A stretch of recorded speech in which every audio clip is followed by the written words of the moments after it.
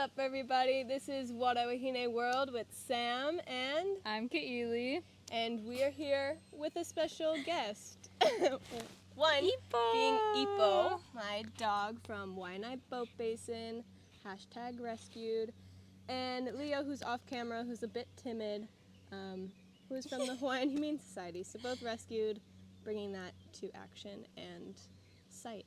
I wish you guys could see him. I think he's just out of frame, but he's sitting down facing away from us, crying. I feel bad, but he's also like in a beautiful forest. Yes. But he just wants to be home, which I relate to. It's okay. He cannot stand the WataWahine, and it's too much for him that he needs to not even face it, both literally and emotionally. He's just being respectful. He's like, it's a girl moment. It is a girl moment. While Ep4 here, she knew exactly where to sit. Oh, she knows exactly what to do on cue. But today we also have another special treat. Ka'ili, you want to tell us a little what's in front of us? So today we're drinking Ava. Ooh, ooh. And Ava, or Kava, is a traditional Hawaiian beveragino. It's non-alcoholic, so it's kind of like a substitute, I guess. You could kind of compare it to kratom, but it's like a muscle relaxant. They would drink it before ceremonies, so we might start to sink down, especially because we are kind of on a backward slope. Yeah, we're like...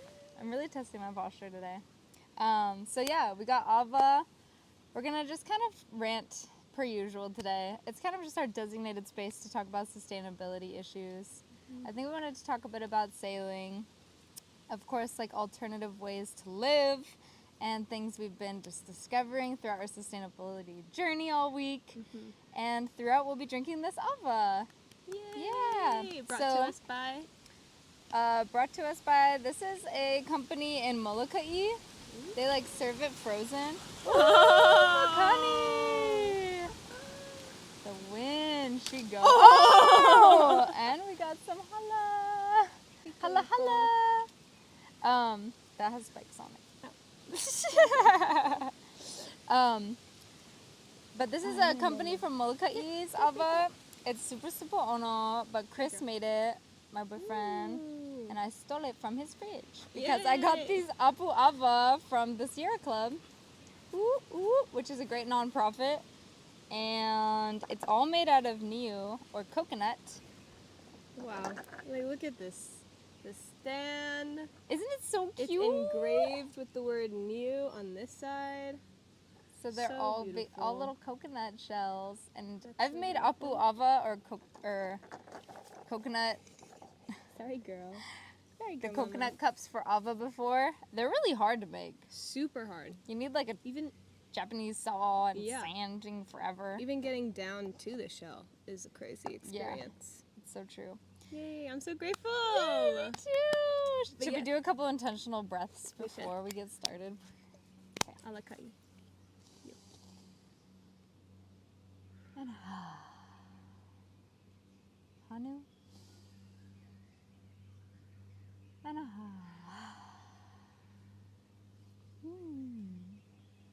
Mahalo keakua. Thank you for this beautiful day. Thank you for you. Thank you for you. You look so beautiful today. What are the 3 things you would bring on a boat to a mysterious island, Kate? Oh wow, how far away is the island? Or like, do I have food and stuff for the voyage already, and it's just for the island? Yeah. What are the 3 things that you personally need in order to live wherever you are going? Oh my god. Probably like a really good knife. Like a really, really good knife with like some tools if possible. Like a big one. Like one that I could hack some. Yeah, basically a machete or saw kind of a thing. Like one of those like fire starter things. And emergency blanket because I get so cold. There you go. And you could use it to funnel water. Yeah. Oh. Wow. Hello. I like how closely mine, when I'm always asking this question, it's always blanket, machete, but then I also just would bring an ukulele. Oh my god! Just keep you sane, girl. Just keep me sane. You want to try and build one? Well, I'm on the boat. Oh, yeah. You know, That's I'm true. not at That's the true. land yet. Oh, if you're on the boat. I'm on the boat. I guess you wouldn't really need a saw. I would do like a bunch of rope. Oh, bunch of rope. Like yards and Rope yards it and up. yards of rope. There you go. Yeah. For fishing. To tie things Oh. down. Or Oh. like Whoa. tie the boat together if need. Tie myself down. To the Tie boat. myself down. Awesome. Yeah. But a fun fact about Ke'ili is that she is a Wahine voyager. Or on this channel, we will say voyager. No. Not for you, mama girl. I know, it's so yum, but not for you, mommy. Not for Come here. you, girl. Come here, She's mama. like, I want some. Good girl. Good girl. Oh my god. And she's so beautiful in the daylight. She is. And the moonlight, girl. And Don't take that away moonlight. from you. Actually, you're not supposed to serve yourself, so you drink first. You want to walk them through how to do it? Sure. I'm not too sure the names of it all. But basically when someone serves you, I'm sorry, mister, only for me. When someone serves you the ava, you are to take it in both hands. And if it's a ceremony, you are to dip, put one out for your community, one for your past, one for your future, and one for your ancestors. That's close. Well, I think there's a bunch of different ways to do it, but what I've learned is to do one in front of you for the generations to come, one behind for the generations that have passed, to your left for your mother's side, and the right for your father's side, and then on your pico, your top of your head. A little dot. And then you are to take it all in one gulp or all in one take.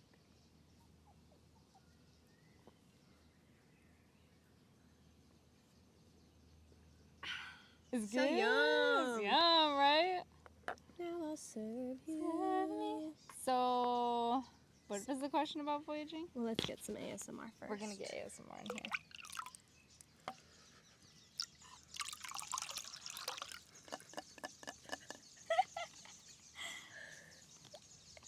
Mahalo. Should I get your gulp?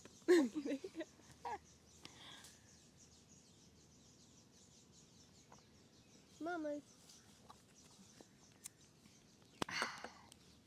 Oh, no, delicious. Ooh, So yummy. delicious. So the question was, what got you started in the idea of voyaging?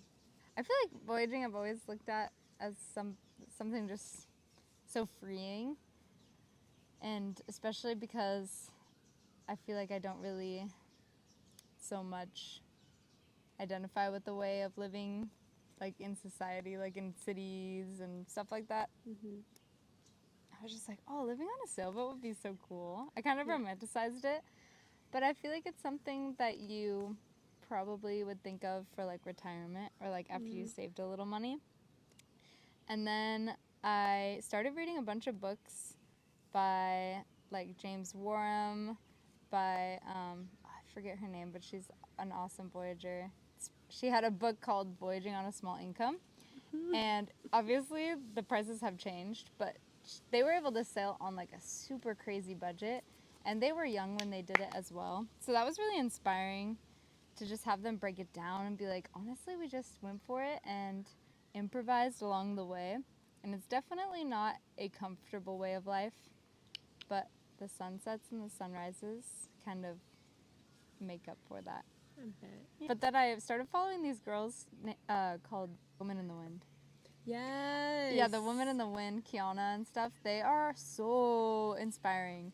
She just went on like a wood-rotted boat and went around the world like solo, and then put like a ragtag team of girls that she just enjoyed hanging out with, and like left her quote-unquote successful life in Florida to basically travel the world on a reclaimed boat that she restored with them.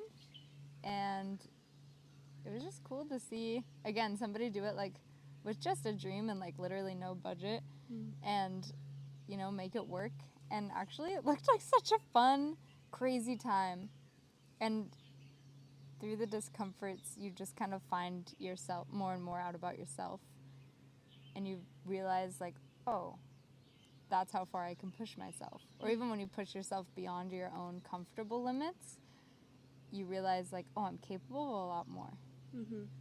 Because voyaging is a male-dominated sport and whole, experience, you would say? I would say so. I think it's a lot of you're probably familiar with a lot of sailor couples, and the man will kind of take on the sailing, voyaging aspect, navigating and wayfinding, and then the female will take on the cooking, provisions, and the writing.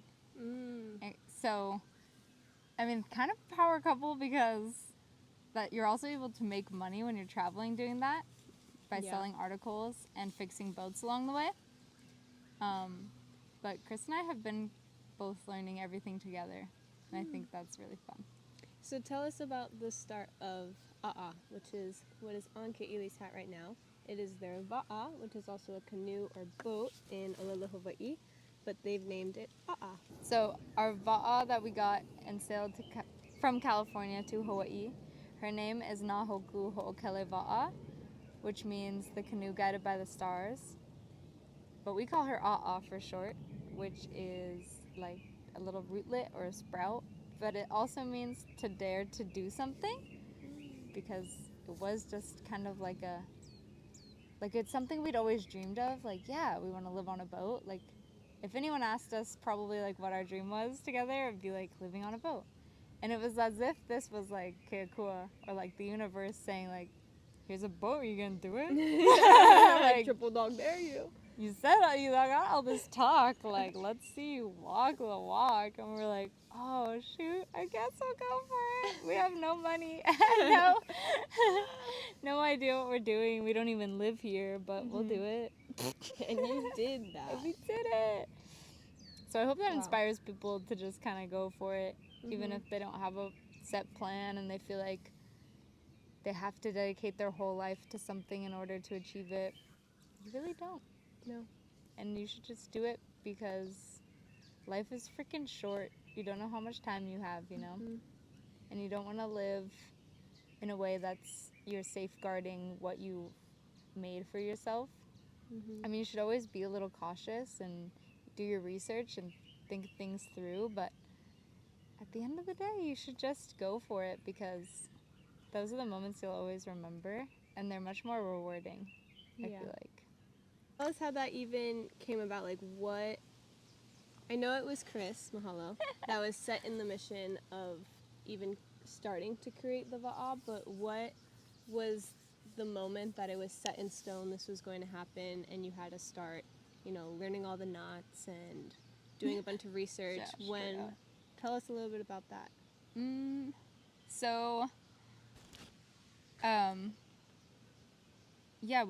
He had been studying with Nainoa Thompson and Hokulea at Polynesian Voyaging Society for a few years, and he has a story about that. I feel like I don't know if it's my story to tell, but he left and started voyaging on his own. So he was going to Tahiti and Marquesas and Alaska, and I was in the middle of some personal things. My mom had just been diagnosed with cancer, and I was kind of watching his journeys and living vicariously through him and learning kind of digitally, because he actually had a Starlink on a lot of his adventures, so I was able to keep in touch with him along the way. And then when my mom started getting really sick, I moved to California to help her out and just be with her. And Chris was there actually a lot of the time too, supporting, which was amazing. And while we were doing a hospital trip, I was like, oh, I really want to go sailing. I would love a sailboat. And I had just quit my job. I was kind of low. And so Chris was like, what's your dream boat? Let's just look on Craigslist. And so we jumped on Craigslist, and I was like, a Warham catamaran, because that's what the Woman in the Wind had. And crazily enough, somebody had just posted one on Craigslist 7 hours prior. So we drove over, we're like, just check it out. And his story was so serendipitous with ours. He had just gotten the boat, and over COVID, he actually runs like a boat maintenance shop. And so they had nothing to do because nobody was coming in because of COVID. They had to close their shop. But he wanted to keep paying a lot of his workers. So he hired them to work on that boat. Wow. So it was in pristine condition. He had never taken it out. He had also just been diagnosed with cancer, unfortunately. And so he still was going to go voyaging, but he needed a bigger boat and wasn't really ready for the camping lifestyle. So it was just like, we felt like a pull to get this boat. It was right in our budget, like barely. We split it with Chris's sister. And she was nice enough to like lend us money. And so we were like, all right, we're going to do it. And then life kind of happened. We left the boat there for like 6 months in his garage, which was nice. He just was like, whenever you figure it out. We came back and he was like, you need this thing out of here in a week. And we were like, understood. So we called a bunch of our friends. Chris flew our friend, mentor, uncle. We call everybody here uncle in case you never know that. But flew him out from Big Island. And we are aunties now. You probably get called auntie all the time at work. That's crazy. Look at this auntie. So oh, auntie. So we put it together in like 2 days in the harbor. Wow. We had to figure it all out, and then once it was together, we were like, where do we dock it? And then once it was docked, we were like, how do we get it registered? Yeah. And then once it was registered, we were like, how do we sail it home? Yeah. So we started sailing around Catalina and stuff. So we were really just learning as we go. We had to learn how to put up a mast, learn how to tie all the knots. Whoa. And like, a lot of people were helping us. A lot of people thought we were crazy and just kind of dismissed us. They were like, do not sail that thing over. But we did it. That's amazing. Yeah. That's such a cool story. I didn't even know those little details. And Really? that just makes the whole voyage and experience even more sentimental to you, but also the people who love you. Oh, yeah. That's so cool. I'm just keeping an eye out on my dogs. They are Adventuring, small kind. adventuring in the wild. Get I think they found your rats. Get the rats. I think they did. Oh, he's like, don't scare me like that. That's so amazing. Wow.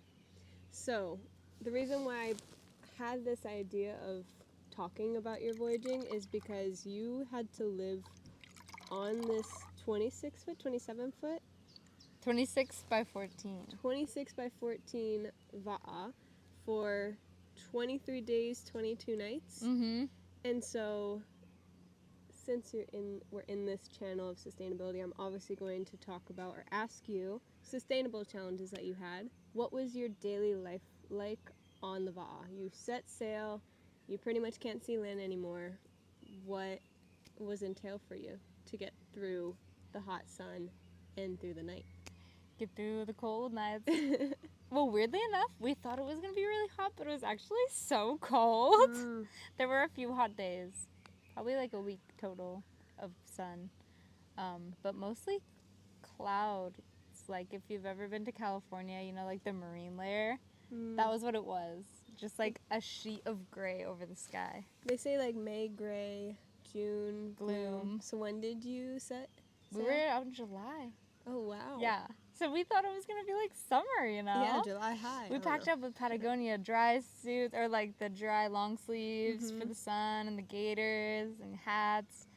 And we were like layering them up because we were so cold. And we only brought like one jacket and one pair of pants from Ola Canvas. It was crazy. We wore it every day. I think it was like more than physically draining, it was like very emotionally draining. You have an earwig. An earwig? Yeah, that's what they're called, no? I don't know, I always call them pincher bugs. Oh, they want to like get in your ear. Yeah. What? It was close. Oh my You God, saved close. me. Oh my god. Sorry, continue. No. So woman challenges on the boat. Yes. Like, I did get my period. 23 days. I mean, the odds are not in my Testing, favor, yeah. right, to get a period. Also, my dad came in clutch because, shout out dad. Shout out. I asked him to just pile up on medications in case we got infections or like a bad fever out there. And he got me stuff in case I got like a UTI, like a bad UTI or yeast infection, which was really nice and thoughtful. Like I didn't even think of that, but I am prone, so that was good. Luckily, I didn't have to use them. Period-wise, I actually got on a phone call with one of my sailing idols, which was really, really cool. Such a badass. And she told me that she did like the Diva Cup and period panties. And I've never really had too much success with the Diva Cup, so I just packed up some period panties and they saved my life. Yeah. Shout out period panties. Shout out preteens. Yes, use them. It's a very sustainable option. I don't think they last probably more than a year. I don't know. I haven't found a brand that's super durable. It seems like after a year, they kind of washing them and stuff, they kind of lose their absorbency. Oh, that's good to But know. I mean, a whole year of use versus, you know, a couple day. Yeah, or 40, a couple hours. Yeah. And I was not about to bring tampons or pads out there and have to deal with that, because that's another thing with sustainability on a boat is that you have to manage all your trash. You have to hold it. You have to carry it the whole way. I was going to ask about that. Yeah. Like, how much trash did you have in the end? Honestly, very little. Wow. Probably like a Trader Joe's bag full. Wow. Yeah. And she traveled with 2 more people. Yep, there's 3 of us. The main trash was really just wrappers from food. That was it. Wow. Because we got disposable wet wipes, or biodegradable wet wipes from REI. We had so many REI runs. And then all of our food from Trader Joe's and stuff we unpackaged it if there was plastic first, and then we put it in our stowaway because we knew we would have to carry it all. Well, saying that I like to tell people when they ask about sailing is a Hawaiian proverb, or olelo no iao, that goes, he wa'a he moku he wa'a. Yeah. And I love it so much. I just kind of lived by that in sailing, because everything you bring on is all that you have, which is basically what that proverb means. It means your island is your canoe and your canoe is your island. So it is what you make it. If you bring food, know that that's all the food that you have. Know that you're going to have to dispose of that food. You're going to be with it for its full life cycle, because you can't just throw it out or pick it up. You're going to have to prep it, all the things. Yeah. And pretty much everything you bring with you is what you're going to be able to use to, repair things, heal things, or like help with injury, replace things. So we just had to think of every possible situation. Right. Bring what we could that was as dual purpose as possible, and then hope that it was good. And did that come with you just thinking through like experiences and situations you deal with your lifestyle on land, or was that something you had to research or talk to other voyages about who've already experienced it on the water? I think like a mixture of both, or all of them, because we did also get to go sailing in California for like a whole summer. We sailed around Catalina for like a couple months, which was so fun. Staying out there? Yeah. Wow. It was really nice. Catalina is like a dream, and so that was really amazing. It was a great opportunity for us to see, because there is a couple stores in Catalina, like in different parts of the island. So if we were like, oh no, we don't have enough food, or we ran out of this, we were able to go to the store. So it wasn't like we were totally screwed if we forgot something, but it was kind of a test. Just like, okay, we'll remember to bring that. Right. Yeah. Doing trial and error for sure. Yeah, exactly. Oh, that's great. Yeah. But you got to go in A'a. What did you think about it? Yeah, when they came home, it was such a bright and colorful day. Like, Ka'ili already brings so much light and happiness into my life and those around her. But I just remember seeing her on the Va'a, like, in my horizon. And just, their Va'a is, like, so, I don't want to use the word cute, but It is really cute. Like you see all the work that was put into it, like all hand knotted, and all of their love, sweat, and tears went into making that. That it's really different out there amongst all the other manufactured boats that just came from a catalog and you had it shipped to you. This stood out from their sail type or sail Shape. Yeah. Thank you. Sail shape. It was and all also, spray painted. Yeah, like you were able to see them from a distance, and so seeing like the water glisten, and as you came closer, like seeing your little shadow hands coming in, it was so great. Aww. And I wasn't even really thinking about the gift you were coming on that you were bringing us, but I was just thinking about you as a gift coming back to us. But once I realized that I had 2 in 1, a Va'a to explore on and my best friend to do it with, it has been such a dream. Growing up, I never went out on boats because I didn't grow up near the ocean. I grew up more in the city, so the only types of boats I went on were fishing boats. And I would be the chum for sure. Like it was so like Would you're you going throw up? yeah. You got seasick. Oh my god, all the time. And it would always be like in the summer of New Jersey, so it already kind of smells weird. Right. And The smells are smelling. The people have all these colognes on with it. The white clouds are pouring out. Yeah, you stop by Wawa or 7-Eleven and get like a hash brown and some iced coffee, and it's just not a good experience. But so I was really hesitant going on at first. And I remember the first, that was Noel's sailboat. Oh yeah, the little one. Yeah. No, that was Lewis's sailboat. No, that was The yellow one. No, we went out on Noel's quest with Lewis and Kondai. Yoink. Oh yeah, that was really fun. That was your first time on a sailboat. On a little sailboat. On any other boat besides the chum bucket is what I call it. Chum bucket. So the first time I was ever out on a boat with Kate Ely was a 14-foot sailboat with our friend Noelle. And she's been learning about voyaging and how to sail, and Noelle was fascinated with all of it along with A'a and got her own sailboat. So we went out, 4 of us, went to the sandbar, and I was really hesitant because the only time I've been on a boat before that was throwing up.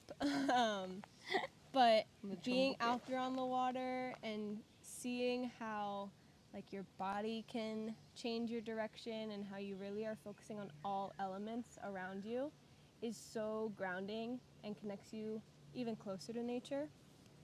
And of course I was just like putting my whole life into your hands and just saying, just give me that, I just want to have fun. But once I got onto A'a, which is their boat, I already knew what to expect and I didn't have any like fear going on it. I knew I wasn't going to throw up.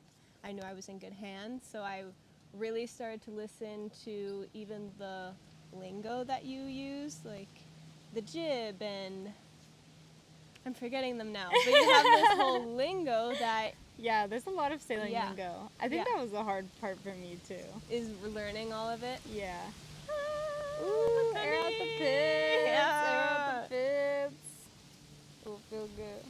But every time I'm blessed and invited to go on A'a, I always leave feeling even more connected to nature.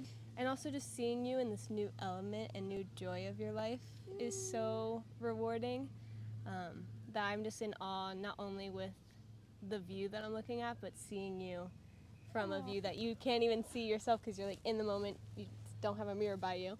I But ain't taking a selfie. just seeing you so happy and so at bliss Aww. is really rewarding. And so that's what I get from being on a cute. sailboat. Is I love you. I love you. Dude, I'm so glad I get to share that stuff with you. Right? What is a gift like that if you don't share it? Right? I would urge everybody to try sailing. Even if you do get seasick, it's worth a shot. Right? I think a catamaran especially is a lot less seasick vibes because it's a lot less side to side than a monohull. Mm-hmm. But sailing in general, if you're like engaged, you're thinking about sailing, not the movement. Right. So I feel like a lot of people don't feel as seasick on it. No. And even if you do get like that, you are looking at the horizon when you're on a sailboat. That automatically calms your mind and your stomach. So Truth. I feel like, that's a lot more different than when you're fishing, because you're looking at which fish you're going to catch and the water straight down. When on the sailboat, you have to be looking at what's in front of you at all times. The reef, whatever. But as I was on there and saw how you were living for 23 days, like your little, I don't know what you call it, but basically, Oh, the hole? yeah, the Like like where where we you slept. Yeah, what do you call that? The hole. Oh, the hole. Hole. Like Hull. Not hole. Oh. Like a hole. Hole, not hole. Hole. Hole. Yes. Okay. So a catamaran has 2 holes. Holes. Holes. Monohull has 1 hole. Hence the name. There's also trimaran. That has 3 holes. So the hole, when I was on and I saw where Kaili was sleeping in the hole, the 2 holes, There you go. I just always thought there always has to be someone on watch, obviously. Always someone sailing the boat, and then one person sleeping. So then, what was that like? What was your shift? What was your main role on the journey? Mm-hmm. And a little bit about that. So I somehow got the short stick. I got the last shift, which Chris kept convincing me was the best shift. Which is in the middle of the night? Yeah, so we did 4-hour shifts. So we did like maybe 6 to 7, 8, 9, 10, 6 to 10, 10 to 2, and 2 to 6, I think was it. Mm-hmm. And I got the 2 a.m. to 6 a.m. Mm-hmm. And so the downside was that I got the bed last after 2 stinky boys. And for some reason, we brought a sleeping bag for negative 32 degree weather. Whoa. Yeah. And so we were like cold sweats. Oh, you know, when you go in like cold and then you get like super like way over hot. Mm-hmm. So we were all sweating in that thing. Like, you wouldn't believe. It smelled so Hanja. So stinky at the end. But you know, I went for it. I had to sleep in it, so had to sleep somewhere. But the good part was I did get to watch sunrise. That is so that was really nice. Mm-hmm. And yeah, usually if it was your shift, we were hand steering the whole time. We didn't have an autopilot, so you would be steering, checking the navigation, which we used an app called Navionics, and a broken compass. And and then the other person on deck would be like half sleeping if possible, half also keeping a look for boats and lights and possible hazards, and also would like be on call if you needed any snacks or hot tea or something like that. Yeah, it was nice. Little butler. And when you were POW, then you did that shift for the next person, and the person who was doing that shift went to bed. Nice. Yeah, so it was good. We always had a buddy up there. We would always clip into a harness so we wouldn't be able to fall off. We did lose a phone. Oh. I lost a couple pairs of underwear.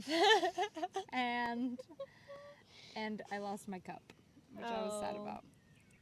But that's all right. Yeah, it's okay. We didn't lose anything major, like a solar panel or anything. Yeah, that would have been very bad. So you know, it all worked out. Mm-hmm. It all worked out. I'm so happy it did. Yeah, me too. I'm so happy for you, and that you did it, and that you made it, and now you're here to live on that story. We can do anything. Experience, yeah. Mm-hmm. And bringing more people onto the Va'a and the journey of learning about voyaging. Mm-hmm. That's the really funnest part, for is you. teaching people how to sail and watching their faces like as they figure out like, whoa, yeah, we're not using any power. I mean, the boat itself is like, I guess technically made by man, but it's wood and ropes. Yeah. So it's pretty cool to see people's reaction when they realize that literally living off of the land and creating something yourself and then depending on nature to move you around is possible. It's pretty cool. You're amazing. You're I amazing. really, even before this, because I only knew Kaylee, 2022? And you left in 2023? Mm-hmm. So I only knew you for a year. But you were inching up on my idol list. Sam's idol list. I couldn't have met you in a week and be like, okay, she's on there. I needed to give you a little bit of tests and stuff. I didn't know that I was being tested. Oh my god. But that one, it was so profound, like just how you set your mind on something and achieved it. Even if you didn't achieve it, just seeing how committed you were to the whole mission of it all. There's a mosquito in here. That put you on my idol list. So I'm just so grateful to be sitting beside you, but also hearing your stories and even able to like tell people about what you did to an extent. Well, so that's why I wanted to have today. You You want wanted some? to smell it, girl? Well, now it's Yummy. your story too, In a sense. and you can carry it on. I'm just grateful to know you as my best friend and a Voyager. You're the best, Sam. I love you. I love this girl. Woo! I was like, how are we going along this podcast without stating That we love environmental each other? scientist? Oh. I'm still on you. Without stating what? Without stating, like, yes, we stated you're an environmental scientist, but without stating that you're a Voyager. I was Oh, like, yeah. What? That's like the number one. I'm like, oh, you know Kaylee? Boat. She boat. She boat. equal boat. She's a hole. You know what a hole is? All I'm gonna say is. Yeah, and like before you started your voyage, every time I saw you, I would always learn something new. Now that every time I'm with you as well, I'm always learning something new. Aw, yay. Hole. Chips ahoy. Mm-hmm. Chips ahoy! Jib. Yeah, Chips ahoy so- comes in later episodes. Yeah, we'll talk about that later. We could talk about the sailing jargon that we've made up because we don't know what we're doing. But But yeah, doing it that was anyways. fun. It's fun to talk about voyaging. I think it is the ultimate test in sustainability. But also so is living on an island. Yeah. I think if you were to live on a tiny island, and you know that question, like, what would you bring? What 3 things Yeah. would you bring on an island? It's kind of like that. It's like, what would you bring if you had to hold it and, like, it had to sustain you for X amount of days? Mhm. That's, I mean, essentially what we're doing on this planet. We're trying to figure out how to manage our resources in a way that honors our past and present and future. Mhm. So, yeah, I think if you can find any ways to do that, whether it's getting out there in the woods and doing bushcraft, or, you know, I really want to do that. Those We people are will. crazy cool. Anything you want to leave the audience with? Yeah, I guess just like thanks for this conversation because this was fun. It's always fun talking about and where we came from and where we're going. If you guys like want to learn more about sailing, Chris and I do have like a voyaging Substack, which is like a blog. Yeah, it's like a blog or a newsletter, and you can sign up for that on our Instagram. It's called Ethnomads, Mhm. which stands for ethical nomads, just because we love traveling and we love doing it by what we think is ethical. I guess it's all depends on your perception of what ethical is, but we like to do it by meeting people and living just like how they do, just following them around and learning the way of life in that place and really taking it in. So that's what we're hoping to do with voyaging, is just sail around and meet new people and learn all the different ways to live life. Mhm.